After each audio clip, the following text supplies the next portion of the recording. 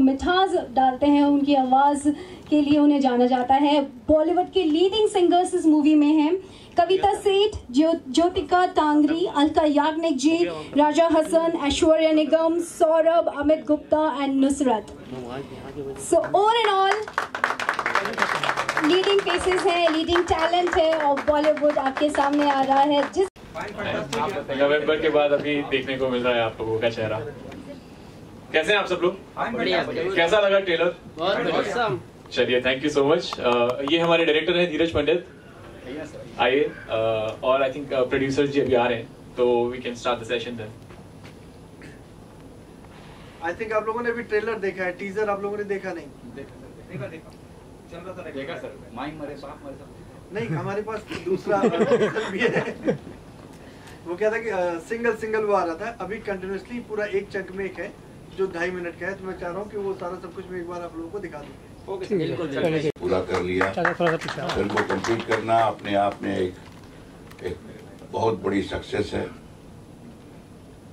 Film का experience इन्होंने पूछा, इतना अच्छा था कि I was not expecting this much at a very remote place Bhadohi, जहाँ पर सारी सुविधाएं इन्होंने उपलब्ध कराई थी।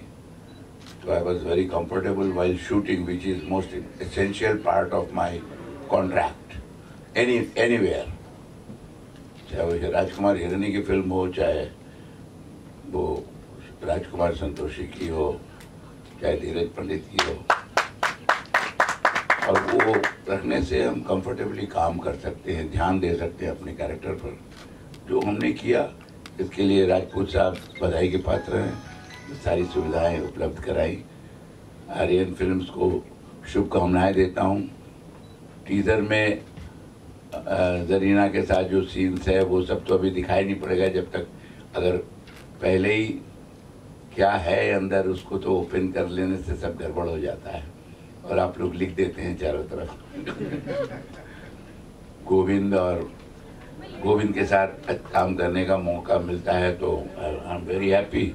जो फिल्में की हैं उसके साथ अभी एक आने वाली भी है, दूसरी फिल्म भी की हमने, पुकार में एक मेमोरेबल, उसके साथ एक्सपीरियंस रहा है इम्प्रोवाइजेशन का ऑन द स्पॉट, जो गोविंद कर सकता है मेरे साथ और मैं कर सकता हूँ गोविंद के साथ। तो ये कॉम्बिनेशन इन्होंने चुन के रखा है आर्टिस्टों को कैरेक्टर में, ये बहुत बड़ी बात है। As a director he is most successful to complete a film like this, very ordinary story, but उसमें बहुत ट्विस्ट दिखाई पड़ता है, जो which I was also not expecting since my first second day at Bhadohi schedule. मालूम ही नहीं पड़ता था कि एक्चुअली इसका कैरेक्टर है क्या, धीरज पंडित का, जो थोड़ा बहुत आइडिया था लेकिन पूरी तरह से नहीं, and he has done very well this character. तो ये उसके लिए बधाई के पात्र हैं। तो इससे ज़्यादा नहीं बोलूँगा क्योंकि पिक्चर रिलीज होगी, पब्लिक के सामने आएगी, उसके बाद मालूम पड़ेगा। पिक्चर का फेट तो ईश्वर के ऊपर है और अच्छे दिन में दिखाया है इन्होंने, तो उम्मीद है कि पूरी तरह से इनको हर तरह से सक्सेस मिले। धन्यवाद। शुक्रिया सर। धीरज सर, सर आप आइए साथ में, अच्छा लगेगा। मैम बिना म्यूजिक के खड़ा होना सर। अकेला मैं अच्छा नहीं लगूंगा, भाई भी साथ में। ये देव और अपना धीरज दोनों डी से ही स्टार्ट होते हैं और दोनों ही शर्मा हैं, ये बहुत अच्छी बात है। इनफैक्ट मैं भी शर्मा हूँ, मैं भी पंडित हूँ, तो तीनों हम लोग पंडित हो गए। और रही बात, मैं अभी बताना चाहती हूँ कि मेरा जो सफ़र था, मेरा लाइफ का पहला आइटम सॉन्ग था जो कि धीरज सर ने मुझे उसके लिए सिलेक्ट किया था और वो बहुत अच्छा था। लॉलीपॉप जी कोरियोग्राफर थे, उन्होंने मुझे बहुत सिखाया, मैंने भी काफ़ी हद तक अच्छा किया और इनफैक्ट धीरज सर को भी बहुत अच्छा लगा। तो मतलब बहुत मुझे सेट पे बहुत मजा आया। इनफैक्ट हमारे धीरज सर मुझे पिक एंड ड्रॉप करते थे, वो वक्त बहुत अच्छा था काम में। और इनफैक्ट मुझे भी अपना प्रोड्यूसर सर दिखाई नहीं दे रहे हैं, कमलेश। अच्छा, हम प्रोड्यूसर सर भी बहुत अच्छे हैं, इनफैक्ट वो भी हमारे साथ में थे। तो उनका भी मैं थैंक्स बोलना चाहती हूँ, धीरज सर को भी थैंक्स बोलना चाहती हूँ और मुझे बहुत अच्छा लगा। Thank you. लेकिन वो कंफ्यूजन मैं दूर कर दूं, एक्चुअली अर्चना हमारे साथ एक ही दिन के लिए थी, रात भर गाना चला था, सुबह गाड़ी नहीं थी तो मेरे पास गाड़ी थी, मैं साथ में बैठा के ले गया था, तो इतना ही पिक हुआ है, ड्रॉप नहीं हुआ है।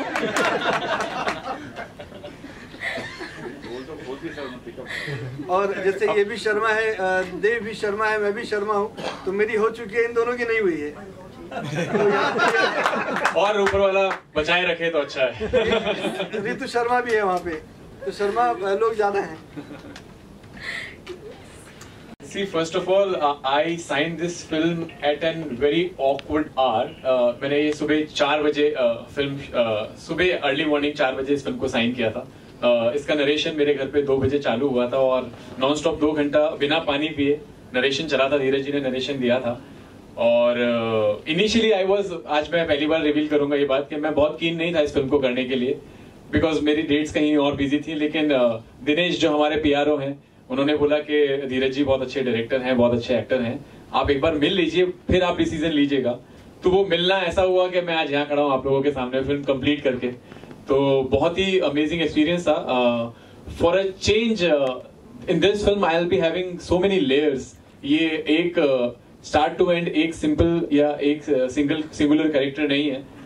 It has like different layers of emotions in it. तो एक वर्सेटाइल एक्टर होना जो है वो एक इंसान की भूख होती है कि उसको हर तरीके के अपने जो इमोशंस होते हैं, अपने जो भाव होते हैं प्रकट करने का मौका मिले। तो इस किरदार के जरिए मुझे वो मौका मिला, because he is a lawyer by profession. अपने पापा का एकदम होनहार बेटा है, सीधा साधा, माँ का लाडला है, भाई के लिए मतलब ये राम है तो भाई लक्ष्मण है तो उसके लिए शील्ड बन के खड़ा रहता है हमेशा। गर्लफ्रेंड के साथ जैसा मैंने पहले भी मेंशन किया था कि बहुत ज्यादा शाय है, कम बोल पाता है। रियल लाइफ में नहीं हूं मैं ऐसा, लेकिन यह मेरा कैरेक्टर कुछ इसी तरह का है कि चुपचाप रहता है, ज्यादा फ्लर्ट नहीं कर पाता है।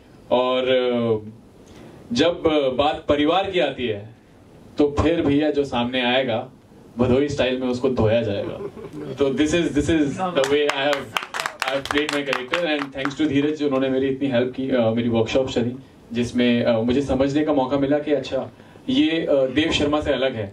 नहीं तो क्या होता है कि हम कहीं ना कहीं खुद को अपने आप को उसमें डालने की कोशिश करते हैं, लेकिन फॉर अ चेंज इस बार आपको देव शर्मा से हटके अमर इस फिल्म में देखने को मिलेगा, प्रेम का बड़ा भाई। तो मजा आएगा आप लोग को देख के।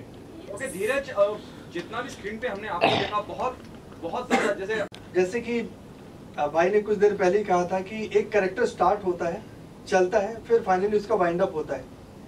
तो ये ट्रेलर था, टीजर था, इसमें बहुत सारी चीजें हम लोग रिवील नहीं करते हैं। पहले मैं इनके किरदार की बात करूं कि जैसे मैंने इनकी फिल्म देखी थी मुजफ्फरनगर, इसके पहले यारियां भी मैंने देखी, तो अच्छा लगा, मुझे बढ़िया लगा। इस बार बड़ा एक सामाजिक, एक पारिवारिक कैरेक्टर था, बहुत आसान किरदार देव जी का नहीं था कि एक ऐसा इंसान जिस पर उसके छोटे भाई ने कभी बचपन में उपकार कर दिया हो, बचा लिया हो, अब कैसे उसके उपकार का बदला चुकाया जाए। किसी ने अगर उसके भाई को पागल बोल दिया है तो दीवार बन के सामने खड़ा है कि दुनिया में उससे बड़ा दुश्मन उसका कोई नहीं है। पिताजी ने, जैसे डायलॉग में भी था कि पिताजी ने कभी हाथ उठाया तो पिताजी को रोका, गांव वालों ने बोला तो गांव वालों को तोड़ा, और आज उस भाई ने मुझे कहीं का नहीं छोड़ा, मेरे गाल में थप्पड़ मारा अंजलि से तुम्हारे लिए। तो सोचे किस हद तक अपने भाई को प्यार करता होगा कि आज अपने बड़े भाई का थप्पड़ खाकर ये बिल्कुल भाव विभल हो गया। तो वो किरदार अमर ने निभाया था। पिता का बहुत आज्ञाकारी लड़का, माँ का बहुत आज्ञाकारी लड़का, लेकिन अपने भाई को उतना ही ज्यादा प्यार करने वाला, जो कि आजकल भाई भाई वाली चीजें फिल्म से लगभग लुप्त हो चुकी हैं। अब बन रही है गैंग्स ऑफ वासेपुर बन रही है, सबका अलग अलग टेस्ट है, मैं किसी पर उंगली नहीं उठाऊंगा। लेकिन बहुत सालों बाद मैंने कोशिश की, हमारे सर ने कोशिश की कि एक पारिवारिक फिल्म अपनी इस बॉलीवुड को दी जाए। बागवान बहुत दिनों के बाद आई थी, और ये था कि उस समय पारिवारिक फिल्मों का जमाना नहीं था। बागवान ने एक हिस्ट्री क्रिएट किया, हमने भी कोशिश की है कि मैं एक हिस्ट्री क्रिएट करने की कोशिश करूं, एटलीस्ट वहां तक ना पहुंचूं, जहां भी पहुंचूं एक अच्छी कोशिश हो। तो इनके किरदार के साथ भी वही था, प्यार कर रहे हैं, प्यार का परित्याग भी करना पड़ रहा है, और उन्होंने वो सारी परिभाषाएं बताई कि प्यार का मतलब सिर्फ यही नहीं कि हासिल हो जाए, परित्याग की क्या पराकाष्ठा हो सकती है, वो इन्होंने जाहिर किया इसमें। और अंततः पूरी फिल्म देखने के बाद ही आपको पूरी सच्चाई मालूम पड़ेगी। Dheeraj, make me correct if I'm wrong somewhere. This is your very first film. This is the film you're doing a debut with. This is as a director. This is my debut film. As an actor. 14वीं film है. Okay. Anjan Srivastava जैसे दिग्गज कलाकार. कभी आप अंजन sir को act करते हुए देखिए. मैंने लिखा था फेसबुक पर, बहुत ऑनेस्टली लिखा था. 70 साल सर की एज है. अभी भी जितनी एनर्जी इनके अंदर है, शायद उतनी मेरे अंदर या और भी जितने कलाकार हैं जो अभी न्यू कमर्स आ रहे हैं, उतनी एनर्जी नहीं होगी. और जिस शिद्दत से ये काम करते हैं, जितना वेरिएशंस देने की कोशिश करते हैं, शूट तो इन्होंने कर लिया. अब जब डबिंग करने के लिए भी आए थे तो पायलट तो जो है हम उसको मैच करते हैं. उस पायलट को भी वाइल्ड रिकॉर्ड करके ये हमें मौका देते कि रख लो क्या रखना है. तो वो दिग्गज सर हो सकते हैं और वो सीखने को मिला. मैं चुराता हूँ लोगों से थोड़ा थोड़ा, क्योंकि मैंने कहीं से एक्टिंग सीखी विखी नहीं. किसी ने कहा कि स्ट्रगल ठीक ठाक है तो मैं चल आया मुंबई ऐसी मोटा के. बाकी सब इन लोगों को देख देख के ही सीखा है और बस सीख ही रहा हूँ. अभी तो शुरुआत है. ओके, प्रोड्यूसर साहब से जाना, film making is a very serious business. जहां आज हालात ये हैं कि शाहरुख और ऋतिक रोशन जैसी शख्सियत स्क्रीन के लिए झगड़ा हो जाता है, लड़ाई हो जाती है कि हमें इतनी मिली. मैं काबिल और रईस की बात कर रहा हूँ. तो वहाँ आपकी क्या स्ट्रेटेजी होगी? कितनी स्क्रीन में आप फिल्म को रिलीज करने की प्लानिंग है? क्या स्ट्रेटेजी रहेगी आप? अभी ये देखिए, अभी हम लोग कोशिश कर रहे हैं एटलीस्ट 1000+. ओके देव, आपसे जानना चाहूंगा, ये कहीं what you have done, is it a intentional effort to break your image what you have done in past? नहीं, मैं जब दिल्ली से पहली बार मुंबई आया था तो ये बहुत क्लियर सोच के आया था कि मैं ये करूंगा और ये नहीं करूंगा वाले लफड़े में नहीं पड़ूंगा. जो चीज मुझ तक आएगी, जो मुझे उस काबिल समझेगी, चाहे वो लीड एक्टर हो, चाहे वो कैरेक्टर आर्टिस्ट हो, चाहे वो नेगेटिव रोल हो, चाहे वो पॉजिटिव रोल हो, एनीथिंग. क्योंकि मुझे एक्टर बनना है, मुझे स्टार नहीं बनना यार. I want to be an actor. तो जब आप आर्टिस्ट अच्छे होते हैं ना तो आप स्टार अपने आप बन जाते हैं. और हमारे साथ मतलब इतने सारे एग्जाम्पल्स हैं. अंजन जी उसमें से एक हैं. मेरे लिए वो बहुत बड़े स्टार हैं. तो क्योंकि मेरी नींव एनएसडी से है, मेरे नाना जी एनएसडी में थे और मैं उनके अंडर में ट्रेंड हुआ हूँ. तो मुझे लगता है कि स्टार बनाने वाले वो हैं. एक्टर बनने के लिए हमें खुद मेहनत करनी है. तो मेरे को एक्टर बनना है और उसके लिए मैं कोशिश करूंगा कि जिस तरह का भी किरदार आए उसको करके कुछ अच्छा कर पाऊँ. बेसिकली थिएटर एक्टर हूँ. बिल्कुल बिल्कुल सर. मैं इप्टा के साथ जुड़ा हूँ तब से अब तक जुड़ा ही हूँ ऑल इंडिया में. और इन्होंने जो पूछा कि शाहरुख खान और इन लोगों के साथ पिक्चर चलेगी कि नहीं, जब शाहरुख आया था नया, नहीं मतलब इतना हिम्मत किया इन्होंने. अंजन जी, मैं ये कहना चाह रहा हूँ, शायद आपके नॉलेज में ना हो क्योंकि आप नहीं, लगता है कि शायद जो क्वेश्चन का जवाब देना. मैं वो एक खबर हुई थी एक बीच में जब काबिल और रईस क्लैश हो रही थी. अच्छा चलो वो ठीक है. देखिए इस समय शाहरुख खान हो चाहे बच्चन साहब हो, इस समय कंटेंट चाहिए लोगों को. Yes sir. दूसरी बात ये है, नहीं सुन लीजिए पहले. दूसरी बात ये है कि लोग पॉलिटिकल स्लोगन लगाने से तो नहीं होगा. जो समाज को बनाना चाहते हैं, जिस तरह का समाज बनाना चाहते हैं, चाहे कोई भी मिनिस्टर हो, बात तो एक ही करेगा कि परिवार जुड़ के रहे. लेकिन दर्पण में नहीं दिखाई पड़ता है जो बनाने की जरूरत है, जिसके लिए मेलोडियस सॉन्ग्स की जरूरत है. जो लोगों को जो भाव जो खत्म हो गया है, उस भाव को फिर से लाने की जरूरत है. जो अगर कोई इस तरह की पारिवारिक फिल्म बन रही है और उसका कंटेंट ठीक है और डायरेक्टर सही है तो उसमें कूद जाना चाहिए, चाहे कोई भी एक्टर हो. इस समय समाज की जरूरत है, इसलिए वो प्रश्न बताना सबको जरूरी है कि आप लोग इसके ऊपर जोर दीजिए कि पारिवारिक फिल्म भी चाहिए और सब चाहिए. नई नई टेक्निक के साथ एक से एक चीजें आ रही है, लेकिन ये भी चाहिए. कास्ट है, काफ़ी वेटरन आर्टिस्ट मुझे कैसा अनुभव था फिल्म के दौरान और अपने रोल के बारे में बताइए क्या? जी, सबसे पहले तो आप सबको बहुत बहुत धन्यवाद. आप लोग हमेशा आते हैं और आप सभी के चैनल्स में जितने भी लोग हमारे व्यूअर्स हमें देखते हैं उन सबको स्वतंत्रता दिवस की बहुत बहुत शुभकामनाएं एडवांस में. अब बात करते हैं जंक्शन वाराणसी की.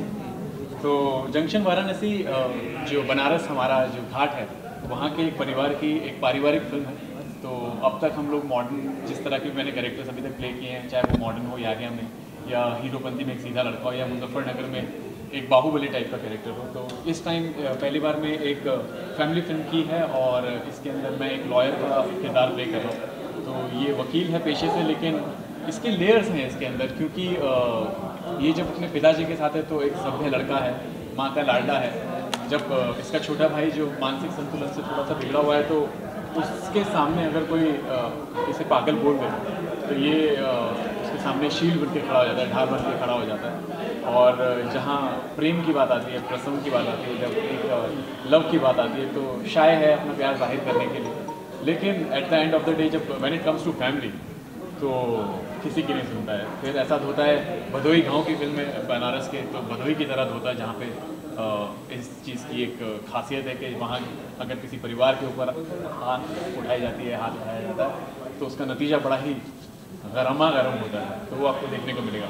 Okay, there's a trend going in the industry where Secret, digital platform बहुत आगे पहुंच गया है, बहुत सराहा जा रहा है। Secret गेम मतलब जहाँ पे सैफ अली खान के दिग्गज नवाजुद्दीन सिद्दीकी हिस्सा बनते जी, गिवन अ चॉइस, जहाँ गालियाँ बहुत हैं, यहाँ पे Secret गेम लेकिन बहुत कामयाब भी रहा है जी। I don't know whether you have seen it or not. I have seen that. Okay, would you be interested अगर वहाँ इस तरह का कुछ ऑफर आपको मिलता है और जहाँ nudity भी हो, please I cannot pronounce it properly. Yeah, I would love to because एक आर्टिस्ट अगर अपने आप को दायरों में खींच के रख देगा तो वो ग्रो कैसे करेगा, या वो समाज का दर्पण सामने कैसे ला पाएगा। हमारे जरिए ही तो लोग देख पाएंगे कि अच्छा ऐसा भी होता है। अगर हम दिखाएंगे ही नहीं तो देख कैसे पाएंगे लोग, और देख के उसमें से क्या सीखना चाहिए, क्या नहीं सीखना चाहिए, क्या अवॉइड करना चाहिए, क्या करना चाहिए, कैसे पता चलेगा।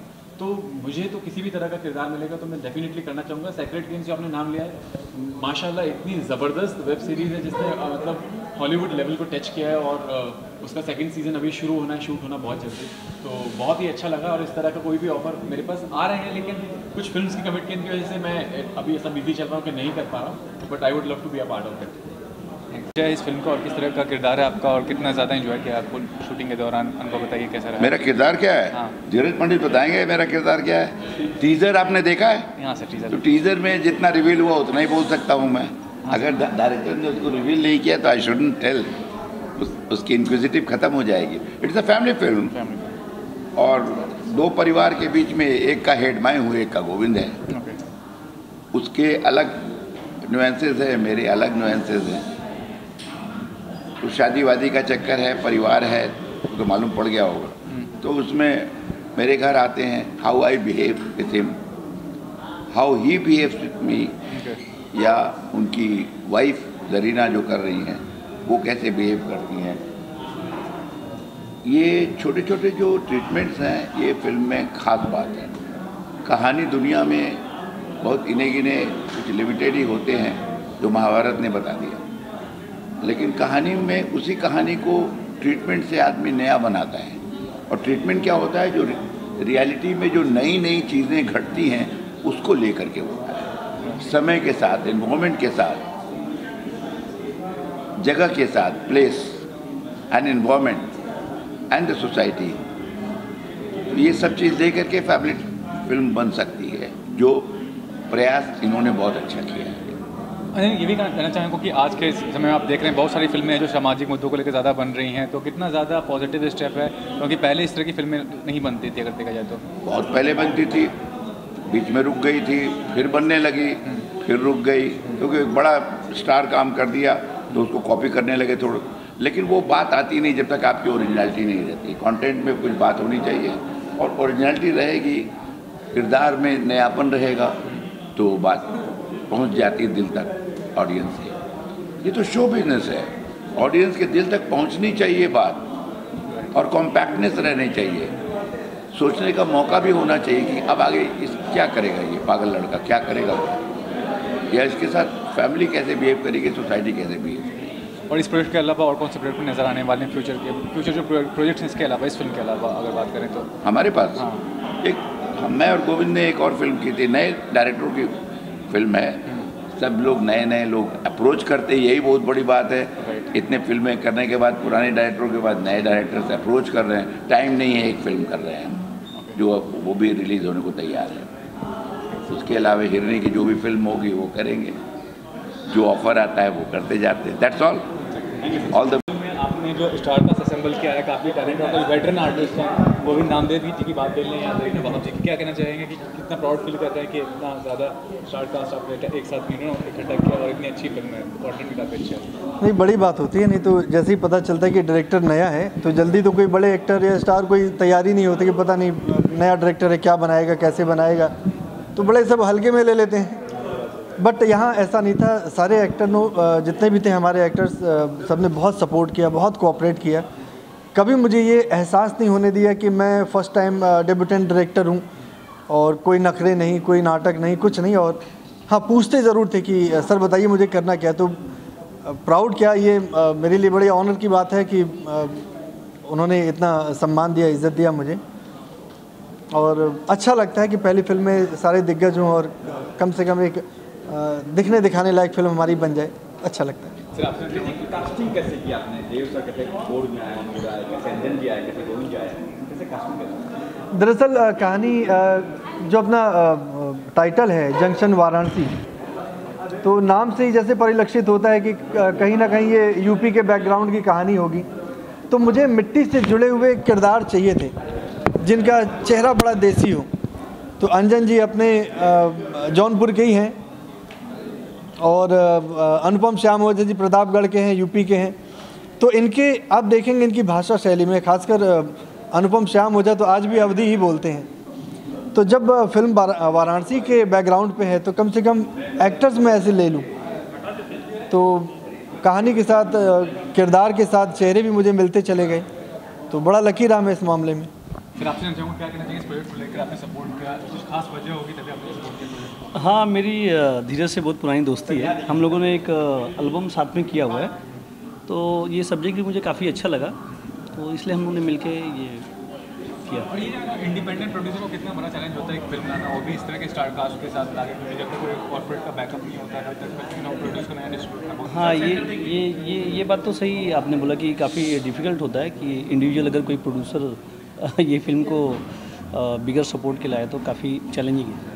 लेकिन फिर भी क्या कहना चाहेंगे कि कितना बदलाव आया है फिल्म प्रोडक्शन क्षेत्र में, क्योंकि आप प्रोड्यूस कर रहे हो, पहले से ही प्रोड्यूस किया, जैसे आपने बताया कि म्यूजिक वीडियो प्रोड्यूस किया है जी, कितना डिफरेंस है आज के दौर में फिल्म प्रोड्यूस में? कितना रास्ता डिफिकल्ट हुआ है या ईजी हुआ है? अभी ईजी हुआ है काफ़ी, क्योंकि अभी लोगों को उसका महत्व पता है कि लोगों को रोज़गार भी चाहिए, काम भी चाहिए, तो उन्होंने अभी काफ़ी हेल्प किया और सपोर्ट किया और ये आसान बनाते चले गए लोग। और इसके आगे क्या सोच रहे हैं? ये तो हाँ, इसके बाद एक फ़िल्म है हम लोगों की, जल्दी हम लोग उसके बारे में चर्चा करेंगे। ख़ास वजह नहीं, जैसे कहानी मैंने लिखा था और जैसे मैं मुंबई आया था राइटर बनने के लिए, तेरे नाम मैंने फ़िल्म देखी थी सलमान खान की और एक कहानी लिख करके मैं मुंबई चला आया था। ये कहानी मैंने बहुत पहले लिखी थी और मुझे लगता था कि कुछ ऐसे सब्जेक्ट्स दूँ मैं जो कि हिंदी से बिल्कुल लुप्त हो चुके हैं। बहुत अभी देखेंगे आप, वायलेंस बहुत ज़्यादा है फिल्म में, बहुत सारी चीज़ों से अभी फिल्म का स्तर जो था बिल्कुल बदल गया था। लेकिन जब किरदार के चयन की बात आई तो बहुत सारे लोगों से मुलाकात हुई कि इस किरदार को वो निभाएं। फाइनली फिर सर ने कहा कि कोई और ना निभाए, तुम ही निभाओ इसे, शायद मैं ही न्याय कर पाऊँगा। तो इनका विश्वास था, इसलिए मैंने वो किरदार निभाया। अब कैसा निभाया है वो तो फिल्म देखने के बाद या एक्ट्रेस नहीं आई, हाँ, वो जम्मू गई हुई हैं, तो थोड़ी व्यस्त हैं वो। आपने जैसा देखा ही है कि सारे व्यस्त कलाकार हैं। मेरी पहली फिल्म थी और मेरे जितने भी साथी कलाकार हमारी फिल्म से जुड़े थे, जिसमें जरीना जी, गोविंद नामदेव जी, अंजन श्रीवास्तव जी, शुभांगी जी, सुब्रत दत्ता जी, अनुपम श्याम ओझा जी, मैं कैसे बताऊं, मैं हृदय से इन सब का धन्यवाद देता हूं। इतना कोऑपरेशन मिला, कहते हैं कि अकेला इंसान या अकेला चना कभी भाड़ नहीं फोड़ता। मैं भी शायद फिल्म नहीं बना पाता अगर मुझे इतना प्यार न मिला होता। उनमें से हमारे सामने है शुभांगी जी, इनका शो अभी ZTV में आ रहा है, ये तेरी गलियां। आपने सिंघम, आशिकी 2, न जाने हर तीसरी चौथी फिल्मों में आप इनको देखेंगे ही देखेंगे। लेकिन रत्ती भर भी ये एहसास नहीं होने दिया कि मैं शुभांगी लाटकर हूँ। इन्होंने सिर्फ इतना ही कहा कि मैं एक किरदार करने आई हूँ, बताइए मुझे कैसे सपोर्ट करना है आपको। तो कई बार क्या होता है कि आउटडोर हम लोग शूट करने जाते हैं, बहुत सारी चीज़ें हमारे मनोनुकूल नहीं होती, स्थिति परिस्थिति बिल्कुल हमारी विपरीत होती है, वहाँ एक इंसान, एक इतना बड़ा एक्टर, एक डायरेक्टर को जो फर्स्ट टाइम डायरेक्टर उसको सपोर्ट करता है, तो उसके लिए तो मैं थैंक्स बोलना चाहूँगा। तो कहना चाहूँगा कि इतनी तारीफ हुई आपकी। हाँ, इनकी ज़रा नवाजी है, बहुत प्यार है, वो जब झलक रहा है। खैर मैं अच्छी एक्ट्रेस हूँ, ये बात सही है, अच्छी इंसान भी हूँ, ये भी बात सही है। लेकिन वाकई मैं बहुत अच्छी टीम से जुड़ी रही। धीरज जी एक बहुत अच्छे कलाकार तो है ही, बहुत अच्छे डायरेक्टर है, बहुत अच्छे इंसान हैं। तो मुझे खुशी है कि पूरी टीम हमारी, अंजन श्रीवास्तव जैसे, जरीना जी जैसी हमारी मेरे साथ थी। तो मुझे बड़ी खुशी है कि मैं इस पूरे प्रोजेक्ट के साथ जुड़ी हूँ और ये अभी मुकम्मल होने को है सब। तो मेरी बहुत सारी शुभेच्छाएं इनके साथ। और वाकई एक अच्छी फिल्म बनी है, अभी मैंने प्रोमोस देखे और मैं अभी खुद बड़ी क्यूरियस हूँ कि बड़े पर्दे पे ये फिल्म कैसी लगती है, क्योंकि इतनी खूबसूरत, हमने बहुत मेहनत की है, सभी ने बहुत मेहनत की है। और जैसे आपने देखा होगा, धीरज जी एक बहुत ही सटल कलाकार है, मतलब उन्होंने जैसे किया है कहीं पे भी रत्ती भर भी ज़्यादा या कम मुझे दिखाई नहीं दिया। तो इतने अच्छे डायरेक्टर, मुझे तो इनकी एक ही साइड पता है जो अच्छे डायरेक्टर हैं, लेकिन साथ साथ अभी मैं पर्दे पे दिख रही हूँ तो बहुत अच्छे एक्टर भी हैं। तो मुझे बड़ी खुशी है कि मैं इतने टैलेंटेड लोगों के साथ हूँ और ऐसे ही जुड़े रहेंगे। धीरज जी थैंक यू, उन्होंने मुझे मौका दिया। मैं इस प्रोडक्शन का धीरज जी का बहुत बहुत शुक्रिया अदा करना चाहती हूँ कि मुझे एक बहुत अच्छा किरदार, मेरा किरदार थोड़ा सा इसमें नेगेटिव है, थोड़ा फ़नी है, तो मुझे मज़ा आया करने में। तो मैं चाहती हूँ कि ऐसे अलग अलग किरदार आप लेकर आए मेरे पास और मैं निभाती रहूँ। थैंक यू, दिल से शुक्रिया। महाराष्ट्र से है शुभांगी जी, मराठी इनकी मातृभाषा है, लेकिन यूपी के उस पुट को इन्होंने इतने प्यार से संभाला कि लगा ही नहीं कि ये महाराष्ट्र से हैं या फिर उनको वो ज़ुबान नहीं आती होगी। तो कुछ इनके बड़े प्यारे से डायलॉग थे, मैं वो सीन भूल नहीं पाता हूँ, मुझे हमेशा वो ध्यान रहता है। वो क्या था जब अंजन जी को आप कहते हैं कि बाप मर्यादा पुरुषोत्तम और बेटी राजा हरिश्चंद्र की पोती, वो जो रिएक्शंस इनके चेहरे पर आते हैं ना, वो बनावटी रिएक्शंस नहीं है, वो पेड रिएक्शंस नहीं है, वो दिल से निकलते हैं और वो दिखता है वो स्क्रीन पे, तो एक अलग ही रूप इनका दिखेगा। और thanks a lot.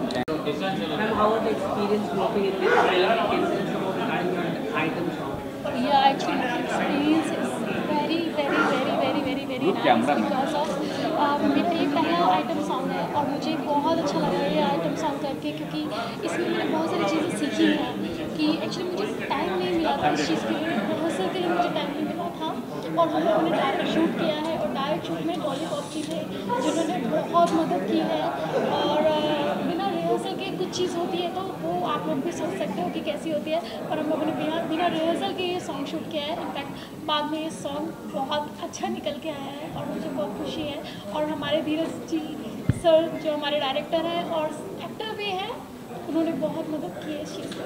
Okay, did you feel nervous Actually ना, yeah, I was nervous that time, but right now Bollywood की अच्छी शुरुआत है, आपकी शुरुआत हुई वो भी आइटम सॉन्ग की अच्छी शुरुआत है। यस मुझे ऐसा लगता है कि आइटम सॉन्ग एक बहुत इम्पोर्टेंट पार्ट है लाइफ का, मतलब मूवीज़ का या कुछ कह सकते हो। तो ये करके मुझे अच्छा लग रहा है कि आगे आगे चीज़ें भी मिलेंगी। अभी इनफैक्ट मैंने अभी एक सॉन्ग किया है, म्यूज़िक वीडियो किया है और वो भी जल्दी आने वाला है, 10 दिन में। अपूर्वा लाखिया ने डायरेक्ट किया है, तो उनके साथ भी मैंने काम किया है, धीरज सर के साथ भी काम किया है, तो मुझे बहुत अच्छा लग रहा है। Thank you ma'am. एक मिनट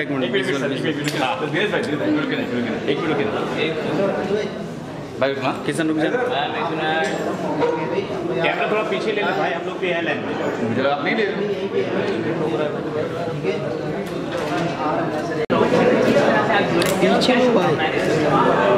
पहले तो मेरी तरफ से बहुत बहुत शुभकामनाएं मिस्टर प्रोड्यूसर कमलेश जी को, डायरेक्टर जी नीरज जी और पूरी टीम को।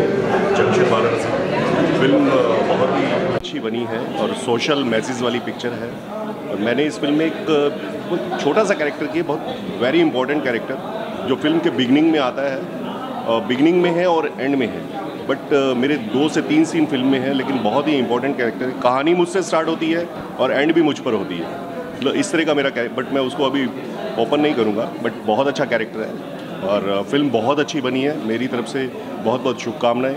फिल्म लोगों तक पहुँचे, अच्छी लगे लोगों और लोग इसको सराहें।